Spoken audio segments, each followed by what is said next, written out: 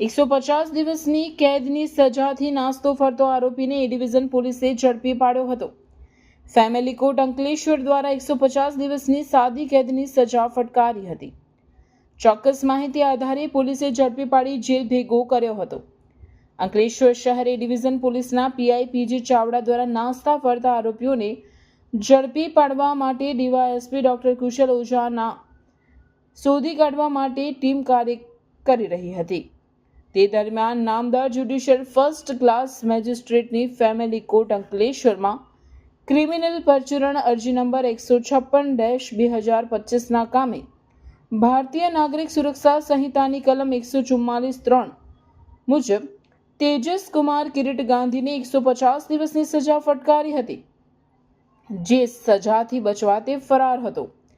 જે અંગે માહિતી એકત્ર કરતા મૂળ અંકલેશ્વરના અવસર બંગલોઝમાં રહેતા તેજસ કુમાર ગાંધી હાલ સુંદરમ રેસિડેન્સી જ્યોતિનગર ભોલાવ ભરૂચ ખાતે રહેતા હોવાની માહિતી મળી હતી.